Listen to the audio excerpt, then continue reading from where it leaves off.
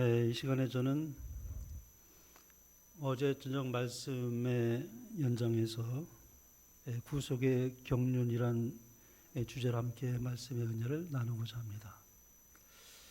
사실 어제 다 말씀드리기를 원했지만은 시간이 그 모든 것을 다 말씀드리기에는 광대한 주제가 되기 때문에 아무래도 오늘 더 말씀드린 것이 좋겠다 해서 그렇게 시간을 배정하게 되었습니다. 아시는 대로 하나님은 사랑의 하나님이시자 공의의 하나님이십니다. 흔히 그것을 우리는 이제 동전의 양면성이다 그렇게 말씀합니다. 이 동전에 보면은 앞과 뒤가 있는데 우리 하나님은 이 사랑과 공의 그것은 분리할 수가 없어요. 근데 이제 신앙을 하는 경우에 또 혹 어떤 교회는 또 어떤 기별자는 하나님의 사랑만 너무 강조하는 분도 계셔요. 또 어떤 분은 또 공의를 너무 또 강조를 하다 보니까 사랑은 상대적으로 조금 좀 희석이 되고 그래요. 근데 우리가 이 신앙이라고 하는 것은 균형진 신앙생활을 할 필요가 있습니다. 좌로나 우로 치우치지 않는 그런 정로로 가야 되는데 하나님 우리가 바르게 하지 못하면은 잘못하면은 좌로나 우로 치우칠 수 있는 것이 우리의 신앙이기도 합니다. 그래서 하나님의 그 속성 가운데에 사랑의 하나님이시지만 공의의 하나님이시라는 것에 대해서 분명히 우리가 잘 그것을 이해할 필요가 있습니다. 이 성경은 분명히 하나님에 대해서 이렇게 묘사합니다. 하나님은 사랑이시다. 요한 1서 4장 8절에 보면 그렇게 말씀하고 계십니다. 동시에 하나님은 의로우시다라고 또 말씀합니다. 로마서 3장 20절 우리 오늘 교동문에 함께 봉독을 했습니다. 근데 문제는 이것입니다. 사랑의 측면에서 볼 때는 용서해야 되겠죠. 그렇잖아요? 우리가 자녀들이 부모에게 뭐 잘못할 수도 있잖아요. 용서합니까? 용서 안 합니까? 용서하죠. 하나님도 용서하신다는 그런 측면을 우리가 생각하지 않을 수는 없죠. 하나님은 사랑이시기 때문에 용서해야겠죠. 그러나 공의의 측면에서 보면은 이 죄를 심판하지 않을 수가 없다는 것입니다. 이 둘이 서로 이게 충돌되는 것 같아요. 사랑과 공의가 이렇게 충돌되는 것 같은 생각이 들지 않습니까? 근데 하나님에게 있어서는 사랑과 공의는 같은 겁니다. 사랑하기 때문에 공의로울 수밖에 없고 공의로우시기 때문에 또 사랑과 연결이 되는 것이기 때문에 이건 분리할 수가 없어요.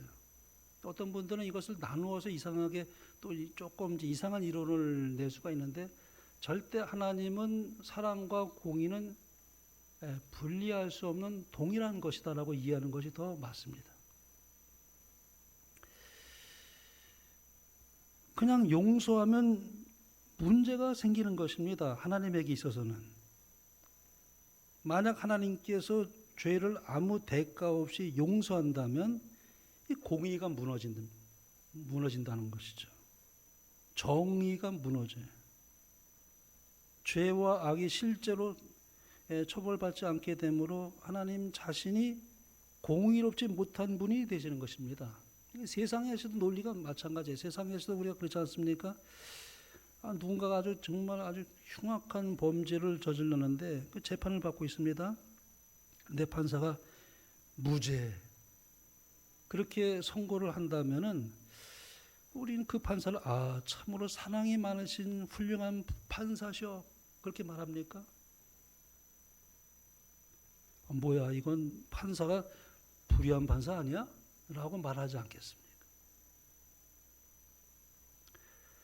하나님께서도 이 아담과 하와가 죄를 범했을 때 그것을 그냥 아무 일 없는 것으로 무효할 수가 없는 것이에요. 하나님은. 그래서 용서라는 것이 사랑처럼 보이지만 사실은 그런 판사에게는 불의한 것입니다. 그래서 등장한 것이 우리는 예수 그리스도의 십자가를 다시 생각하지 않을 수가 없습니다. 십자가는 이렇게 작동합니다. 죄는 실제로 심판을 받는다는 것입니다. 그래서 하나님의 공의가 유지되는 것이죠. 그러나 죄인이 아닌 예수님께서 그 죄를 대신해서 심판을 받으셨다. 이게 참 이해가 굉장히 어려운 이야기죠. 예수님께서 죄인을 위해서 대신 심판을 받으셨다. 그래서 예수님은 성경에 보면은 죄가 되셨다는 말이 나와요. 예수님이 죄가 되셨다. 그분은 의밖에 존재하지 않는 분이신데 죄가 되셨다. 그래서 하나님의 사랑이 실현됐다고 하는 것이 예수님의 십자가입니다. 로마서 3장 26절에 보면은 우리 그 전에 이제 한번 핵심적으로 우리가 이것을 생각해 보면 그렇습니다. 하나님은 그냥 용서하지 않으신 것이 아니라 값을 치르고 용서하셨다. 이게 중요합니다. 값을 치르고 용서하셨다. 그래서 사도 바울은 이 율법의 요구를 만족시킨 예수님에 대해서 이렇게 말씀했습니다. 이게 참 중요한 말씀이에요. 로마서 3장 25절. 이건 아주 복음의 핵심을 말씀하고 있습니다.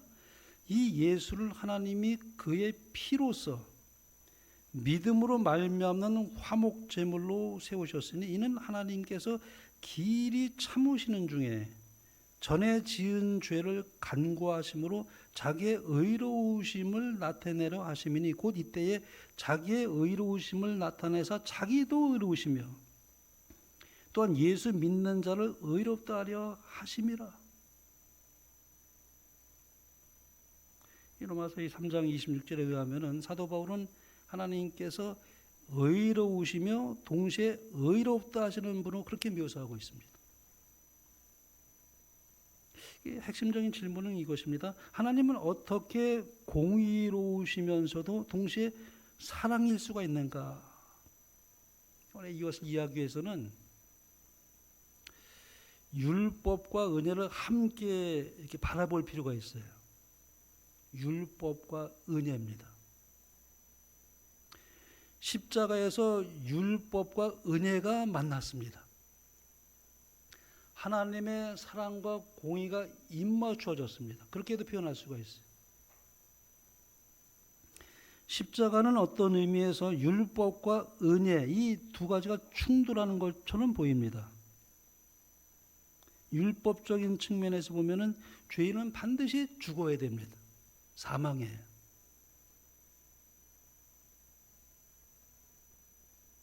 죄는 불법이라고 했습니다. 죄의 삭은 사망이라고 했습니다. 그러니까 하나님의 율법에 불순종한 우리 인류는 죽을 수밖에 없는 존재입니다. 그러나 사랑의 측면에서 보면은 또 인간을 구원해야만 되는 것이에요. 하나님은 사랑의 하나님이시니까. 이 딜레마입니다. 해결책은 무엇인가? 인간이 죽는 대신에 예수님께서 대신 죽으셨다는 것입니다. 그래서 율법은 폐지되지 않습니다. 하나님의 공의를 유지하기 위해서는 절대적으로 율법은 폐기될 수가 없어요. 근데 많은 일반 개신교회에서 이걸 오해하고 있습니다. 예수님의 십자가로 말미암아 율법은 폐기됐다라고 했는데 그것은 의문의 율법을 말하는 것이지 도덕적인 율법을 말하는 것은 아니에요. 원형이 왔기 때문에 그림자는 이미 뭐예요? 이제 원형이 만났기 때문에 그림자는 이제 유효하지 않게 됐죠. 그런 의미에서 옛날 제사 제도 드릴 때에 들었던 그 모든 의문의 율법은 뭐예요? 이제 원형이 만났으니까 유효하지가 않게 된 거죠. 근데 그것을 십계명인 도덕 율법까지 같이 그렇게 이제 얘기를 하니까 성경을 아주 깊이 오해하는 것입니다. 심지어는 안식일까지도 그래서 그렇게 오해를 합니다.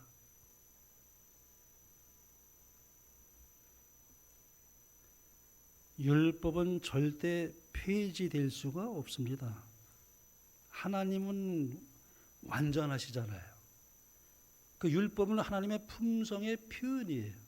복사본입니다. 그러니까 하나님이 완전하시고 영원하신 것처럼 하나님의 품성인 사본인 율법도 완전하고 영원합니다.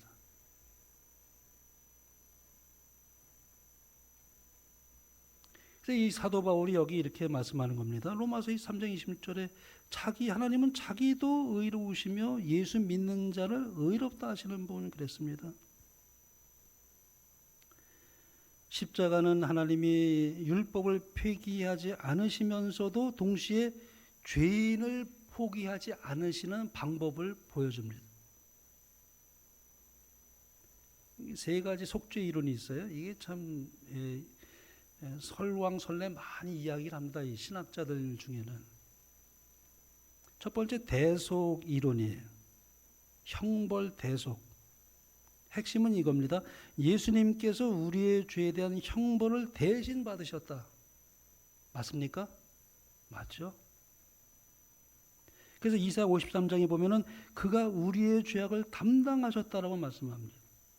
로마서 3장 25절에 보면은 그분이 화목 제물이 되셨다고 말씀합니다. 또 고린도서 5장 21절에는 죄를 알지도 못하신 이를 죄로 삼으셨다. 하나님은 공의로우신 분이기 때문에 그래서 죄는 반드시 심판하지 않을 수 없다는 것입니다.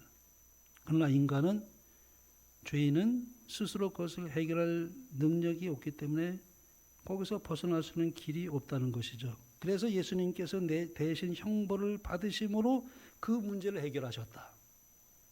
그것이 이제 대속 이론이에요. 그것은 구약 성경의 성소의 그 모든 제사 제도와도 그 맥을 같이 합니다.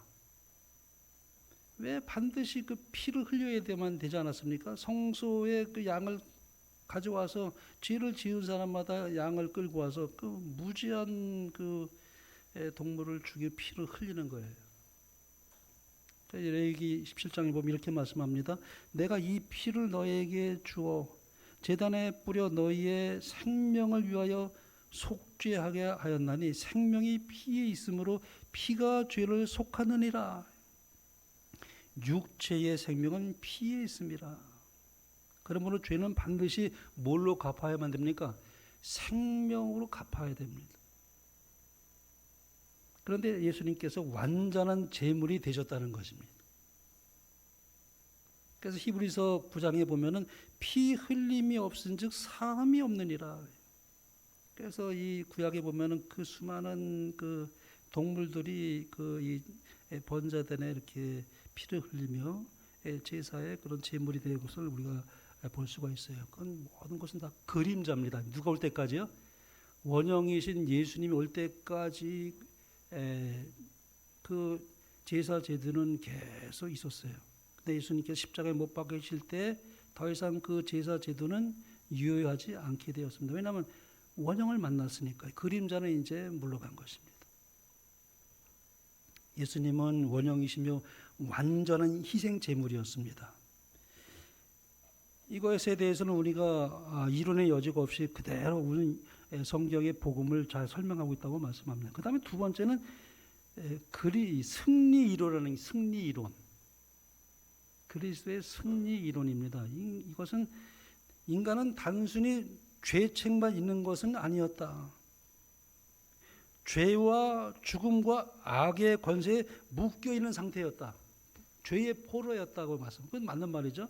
우리가 죄를 범하고 난 이후에 아담 이후에 모든 우리 인류는 죄의 포로가 됐습니다.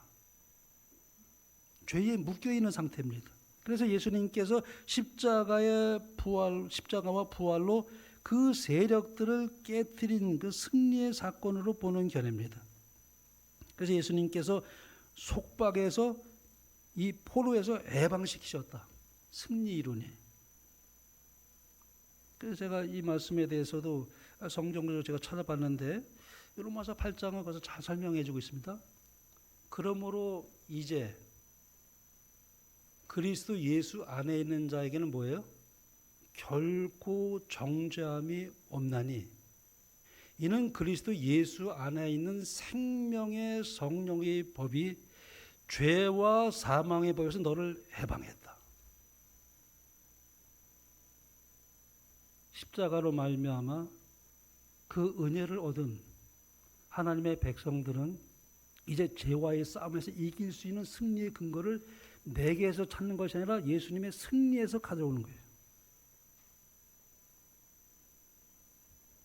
그래서 이것도 성경적이다고 우리가 말할 수 있는 것입니다. 그래서 여기 히브리서에 보면 또 이렇게 말씀합니다. 자녀들은 혈과 육에 속하였음에 그들 또한 같은 모양으로 혈과 육을 함께 지니심은 죽음을 통하여, 십자가죠, 죽음을 통하여 죽음의 세력을 잡은 자 곧 마귀를 멸하시며. 예수님의 십자가와 부활은 그 사탄의 세력과 죄의 세력을 깨트리는 승리의 사건이 되었다. 그래서 예수님의 승리가 우리의 승리가 됩니다. 내가 승리한 것이 아니라 예수님의 승리를 편승하게 돼서 하나님이 우리를 그렇게 보시고 또 우리를 그렇게 해서 의롭다 하시고 하는 그 모든 이유는 뭐냐 하면은 예수님께서 그 내가 다 이루었다 했을 때에 그분의 그 모든 의가 우리 것이 되고 우리의 죄는 예수님이 가져가시고. 그래서 그 사도 바울은 마틴 루터는 아주 위대한 그런 단어를 쓰는데 위대한 교환이라는 말을 써요. 그가 찔림은 우리의 허물을 인하며 그가 상함은 우리의 죄악을 인하며. 그분이 왜 매 맞으시고 채찍에 맞으시고 상을 입었는가? 우리에게 의를 제공해 주기 위해서다.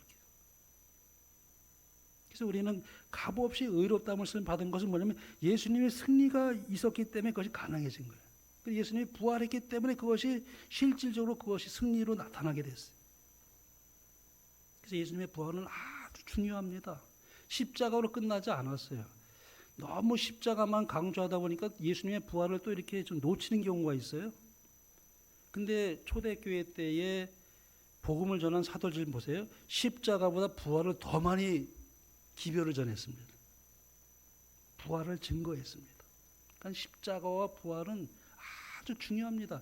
십자가 없는 부활도 있을 수가 없고 부활이 없는 십자가도 있을 수가 없어요. 십자가는 하나님께서 얼마나 우리를 사랑하는지를 보여주는 사건이었습니다. 그 사랑을 보고 사람의 마음이 바뀐다는 거예요. 그래서 하나님께 회개하고 돌아오게 되는 근거가 된다고 이렇게 말씀하는 것이 이제 승리 이론이에요. 그리고 도덕적 가마 이론이라고 말할 수 있습니다. 그래서 이제 세 번째는 도덕적 가마 이론인데요. 십자가는 하나님의 사랑을 보여주며 인간의 마음을 변화시킨다. 이거 맞습니까? 맞죠. 내가 땅에서 들리면 모든 사람을 내게로 이끌겠노라. 땅에서 들린다는 것이 예수님의 십자가예요. 십자가는 하나님께서 우리를 얼마나 사랑하신지를 우리에게 깨닫게 해주는 놀라운 사건이죠. 그 사랑을 보고 사람의 마음이 바뀌게 되는 거예요. 회개하고 돌아오게 된다는 것입니다. 이 사랑이 이 회개와 변화의 동기가 되는 것입니다. 물론 거기에는 성령의 초자연적인 역사가 있습니다. 같은 말씀을 들어도 어떤 분들은 감동이 없어요. 근데 어떤 분은 그 말씀을 듣고 아주 깊은 감동을 받는 사람이 있잖아요. 그건 성령께서 감동을 주는 거예요. 그러니까 우리가 반응을 보일 때에 하나님의 말씀으로 역사하시지만 그 말씀의 배후에는 누가 역사하신다고요? 성령께서 역사해야만이 회개할 수 있어요. 머리로 동의하는 것만으로 회개가 가능한 것이 아니에요. 성령의 초자연적인 역사가 없이는 절대 거듭날 수가 없습니다. 예수님을 구주로 영접할 수가 없어요. 그래서 영감의 글은 이렇게 말씀합니다. 십자가에서 비치는 빛은 하나님의 사랑을 드러낸다. 그분의 사랑은 우리를 자신에게로 끌어당기고 있다. 우리가 이 이끌림에 거절하지 않는다면 우리는 구주를 십자가에 못 박은 죄에 대한 회개 속의 십자가 발 아래로 인도될 것이다. 십자가의 사랑을 정말 깨닫게 되면 하나님께 돌아가지 않을 수가 없습니다. 탕자가 그 모든 돈을 다 탕진하고 돼지 그 우리에서 쥐엄나무 열매를 맺는 것을 연명하고 있을 때 그가 어떻게 다시 돌아올 수 있었죠? 아버지의 사랑을 기억했다 그랬어요. 십자가야말로 하나님의 아버지의 예수 그리스도의 사랑을 가장 잘 보여주는 계시입니다. 그 후 믿음을 통해 성령께서 영원한, 성령께서 역사하셔야만 돼요. 여기 이렇게 말씀하죠. 그 후 믿음을 통해 성령께서 영혼 안에 새 생명을 일으키신다. 생각과 욕망은 그리스도께 복종된다. 마음과 정신은 만물을 자신에게 복종케 하시는 그분의 형상대로 새롭게 창조된다. 그때 하나님의 율법은 마음과 정신에 기록된다. 사실은 이게 가장 최고의 기적입니다. 예수님께서 엄청난 이적을 많이 행하셨죠. 문둥병자도 고치시고 안진뱅이도 일으키시고 이루 말할 수 없는 최고의 이적을 많이 행했지만은 그러나 간음한 여인이 있을 때 그 바리새인들이 그 유대인들이 데려와서 예수님께 데려가서 우리가 이것을 돌로 칠까요 말까요? 율법엔 돌로 쳐서 죽이라고 했는데 어떻게 할까요? 그랬어요. 근데 그 간음한 여인이 예수님께서 그랬죠. 나도 너를 정죄하지 아니하노니 가서 다시는 죄를 범하지 말라. 그 말에 간음한 여인이 완전히 예수님께 돌아왔어요.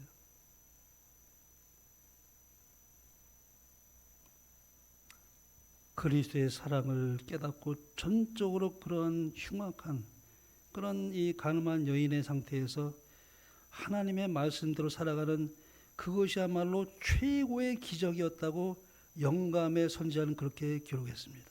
최고의 기적이었다 그랬어요. 정리해 보면은 대속 이론은 형벌의 문제를 해결합니다. 이 법정 이미지죠. 승리 이론은 악의 세력에서의 해방입니다. 이 전쟁 이미지죠. 그 다음에 도덕적 감화론은 마음의 변화, 이 하나님과의 관계, 사랑의 이미지를 보여줍니다. 그래서 중요한 이 균형점은 뭐냐면 이 세 가지는 서로 완전히 배타적인 것이 아니라 각각 속죄의 다른 측면을 강조한 것이라고 볼 수 있습니다. 그래서 우리가 이것을 읽을 때는 성경을 포괄적으로 이해하는 것이 참 중요합니다. 이 태양이라는 게 말이죠.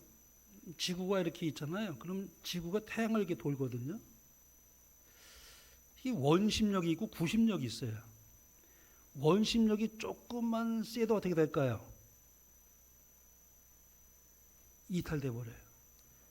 우주의 미아가 돼 버려요. 근데 구심력이 조금 세면 어떻게 될까요? 지구는 태양에 먹혀 버려요. 참 아주 균형이에요, 균형. 아주 긴장, 텐션이 있어요. 조금도 더 이쪽으로 끌려가서도 안 되고 저쪽으로 끌려가서도 안 돼요. 그걸 하나님께서 이 궤도로 이렇게 딱 돌도록 그렇게 법을 제정하셨어요. 우리 신앙도 절대 좌우로 치우치지 말아야 되는데 간혹 그런 잘못된 기별을 전하는 분들이 더러 있어요. 뭐라 이제 유튜브에 들어보면은 일반 개신교에서 이건 아닌데라는 것을 발견합니까? 그런 것들은 우리가 잘 조심해서 듣지 않으면은 좀 위험할 수가 있다는 것입니다. 균형진 이해, 그것이 참 우리에게 필요합니다. 십자가는 법적인 해결이 됨과 동시에 사랑의 계시였으며 우주적인 승리가 됐습니다. 그렇다면 이제 구원은 왜 믿음으로 받는가? 착하게 살면 되지 않는가? 교회 밖에 있는 사람들 그렇게 많이 얘기해. 착하게 살면 되지. 양심대로 살면 되는 거 아니야? 구원은 왜 행위가 아니라 믿음인가? 물론 성경은 착하게 사는 것을 절대 부정하지 않습니다. 오히려 아주 중요하게 그 말씀을 하고 있죠. 문제는 행동이 아니라 본성이 문제, 본성이요. 로마서 7장에 보면은 사람은 선을 알고도 행할 수 있는 능력이 없다고 말씀합니다. 죄로 기우는 성향 자체를 가지고 있기 때문에 불가능하다는 거예요. 그래서 사도 바울이 오라 나는 곤고한 사람이로다. 이 사망의 몸에서 누가 나를 건져내랴. 자기 힘으로는 불가능하다는 것을 알았어요. 그러나 감사한 것은 그가 그런 상태에 있는 자기를 정죄하지 아니하시고 성령의 은혜를 힘입어 죄에서 해방된 그 모습을 보며 하나님께 감사한다고 그랬어요.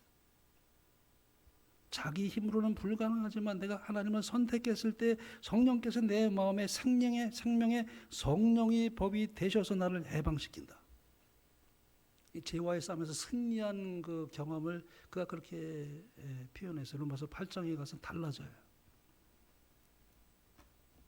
왜 믿음인가? 에베소 2장에 보면 이렇게 말씀했습니다. 너희가 그 은혜에 의하여 믿음으로 말미암아 구원을 받았으니 행위에서 난 것이 아니니라 그래. 행위에서 난 것이 아니다. 그 믿음이라는 것은 절대 공로가 될 수 없다는 거예요. 그건 하나님을 의지하는 것에 대한 다른 표현이에요. 많은 사람들이 오해합니다. 믿습니다 이렇게 하는 말을 많이 쓰죠. 그런 우리 유튜브에 보면은 이제 그걸 많이 강조해서 믿습니다 막 그러잖아요. 믿음을 강조하지 않습니까? 열심히 믿는 노력으로 착각을 해요. 믿음을. 하지만 성경의 의미는 그렇게 말씀하지 않습니다. 믿음은 자기 힘을 완전히 내려놓는 거예요. 그래서 완전히 하나님을 의지하고 하나님을 신뢰하는 것을 믿음이라고 그래요. 비유를 우리가 들 때요. 수렁에 빠진 사람이 있죠. 수렁에 빠진 사람이 아무리 거기에서 나가려도 나가질 못해요. 움직이면 더 하면 할수록 더 수렁에 빠져들어가요. 어떻게 나갈 수 있겠습니까? 행위로는 불가능한 것이요. 근데 구조자가 던져준 밧줄을 붙잡고 나올 수가 있어요. 붙잡는 게 믿음이에요. 다른 거 아무것도 없어요. 붙잡을 뿐이에요. 그러니까 구조자가 이렇게 끌어당기는 거죠. 만약 행위로 구원받는다면 나는 너보다 나아. 그런 마음을 또 가질 수 있고 내가 해냈다. 그런 말을 할 수 있습니다. 그러나 성경은 모든 영광은 하나님께입니다. 모든 영광은 하나님께예요. 하늘에 가서도 우리는 그런 말 할 수 없어요. 나는 너보다 나았어. 내가 해낸 거야. 그런 말을 할 수 있는 분은 사실 하늘에 갈 수가 없어요. 오직 하나님께만 영광입니다. 만약 행위로 구원받는다면 도덕적으로 유리한 환경에 있는 사람이 더 유리할 것이겠습니다. 하지만 믿음은 누구나가 가능해요. 어떤 환경이든지. 심지어는 마지막 순간에도 가능합니다. 십자가 강도를 보니까 그래요. 참 믿음은 참 오묘해요. 마지막 순간에도 임종 직전에 구원받는 사람도 많이 있을 것이라고 그랬어요. 절대 포기하지 말라고 그랬습니다. 우리 마지막 임종의 순간에서도 그분이 하나님을 바라볼 수 있도록 도와줘야 된다고 그랬습니다. 이 믿음이라는 것은 어떤 환경이 좋아야 물론 유리할 수 있고 그러나 그런 것이 않더라도 누구나가 가질 수 있는 것이 믿음이에요. 그렇기 때문에 구원은 단순히 성과가 먼저가 아니라 신뢰와 믿음을 바탕으로 한 하나님의 관계를 먼저 회복하는 것이 우선입니다. 그래서 믿음과 행위의 관계는 야고보서 이제 이렇게 말씀했어요. 야고보가 행함이 없는 믿음은 죽은 것이다. 행위라는 것은 구원의 조건이 절대 될 수가 없어요. 행위는 구원의 결과입니다. 진짜 믿음이 있다면 삶이 변하게 되어 있다는 것이죠. 그래서 우리가 이제 이렇게 말할 수 있어요. 우리는 착해서 구원받는 것이 아니라 구원받았기 때문에 착하게 살아가게 된다. 순서가 틀려요. 사람은 착할 수 없습니다. 하나님의 은혜가 임할 때만 그 구원의 역사하시는 성령의 은혜를 통해서만 내가 착해질 수 있는 것이지 사람은 착할 수 없어요. 성경적인 흐름은 항상 이 순서입니다. 믿음, 구원, 변화된 삶, 행위죠. 믿음으로 하나님과의 관계가 회복되고 그 결과로 삶이 바뀌면서 행위가 수반됩니다. 그러므로 행위는 구원을 얻기 위한 수단이 아니라 구원을 받은 사람에게 나타나는 열매라고 말할 수 있습니다. 이 여기서 많은 사람들이 헷갈려합니다. 행위로 구원받는 건 아니라고 하면서 왜 자꾸 행위를 강조하느냐 이게.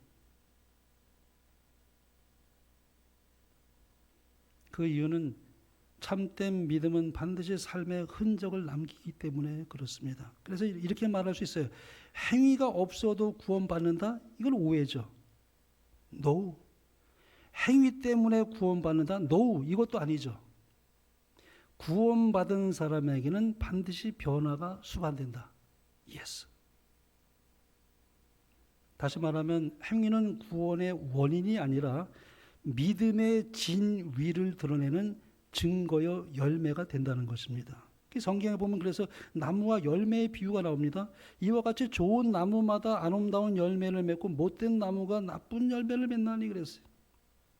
좋은 나무가 나쁜 열매를 맺을 수 없고 못된 나무가 아름다운 열매를 맺을 수 없느니라. 이 나무와 열매의 비유죠. 좋은 나무는 좋은 열매가 맺히게 되게 됐다는 거죠. 나쁜 나무는 열매가 없거나 아예 나쁜 열매를 맺게 된다. 그러니까 열매가 나무를 만드는 것이 아니에요. 열매는 그 나무가 어떤 나무인지를 드러낼 뿐이에요.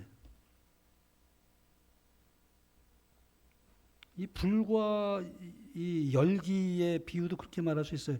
불이 있으면 열이 나는 건 아주 자연스러운 것입니다. 열이 불을 만들어내는 것이 아니에요. 불이 있기 때문에 열이 나오는 것입니다.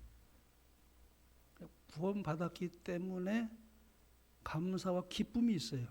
그리고 자원하는 마음이 생기게 되고 신앙이 짐이 안 돼요.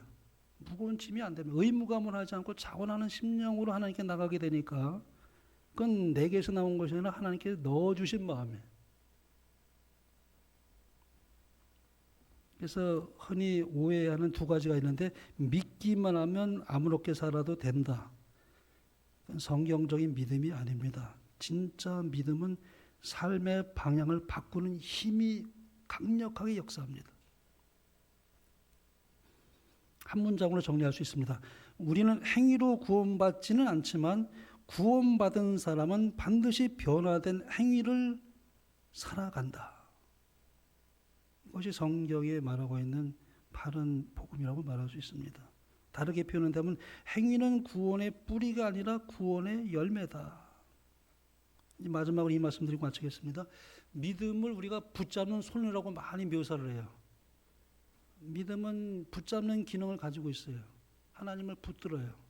붙잡는 손이에요. 이 표현은 맞죠? 근데 그래서 우리가 믿음으로 구원을 받지 않습니까? 그런데 자칫하면 믿음의 공로를 둘 수 있는 우를 또 범할 수가 있습니다. 구원은 그 손이 붙잡은 예수님 때문에 오는 것입니다. 믿음은 절대 그래서 공로가 될 수가 없어요. 우리가 붙잡는 것 같지만은 사실은 그분이 우리를 붙드시는 거예요. 우리는 자꾸 믿음 얘기하다 보면은 잘못하면 믿음까지도 공로로 생각해서 우를 범할 수가 있어요. 그 믿음도 하나님 주신 선물입니다. 은혜로 주어지는 선물이에요.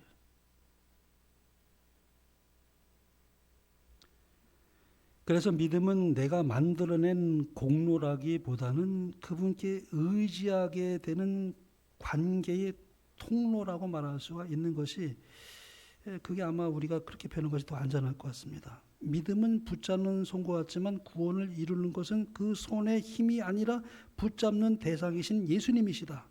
이게 아마 가장 적절한 표현인 것 같아요. 결론적으로 이제 제가 영감의 글은 너무나 잘 설명해 주기 때문에 이 글을 읽고 제가 마치겠습니다. 영감의 글은 이렇게 말씀했습니다. 믿음은 영원히 무한하신 분의 능력을 붙잡는 손이다. 맞죠?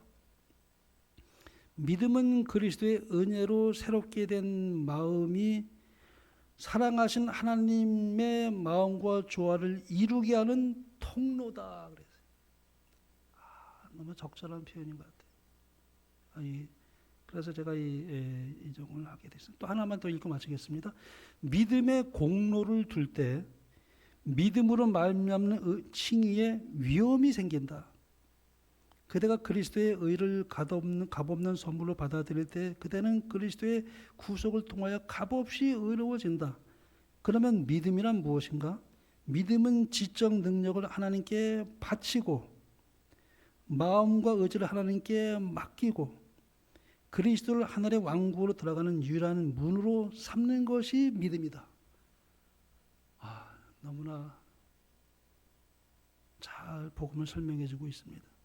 이와 같이 구속의 경륜을 이해하는 데 있어서 올바르게 믿는 이해와 좌우로 치치하는 그런 균형이 우리에게 필요합니다. 하나님께서 이러한 올바른 믿음을 가지고 아름다운 삶의 열매를 수반하는 삶을 살게 됨으로써 하나님께 늘 영광 돌리는 삶을 사시게 되는 여러분과 제가 되기 바라며 말씀을 마치겠습니다.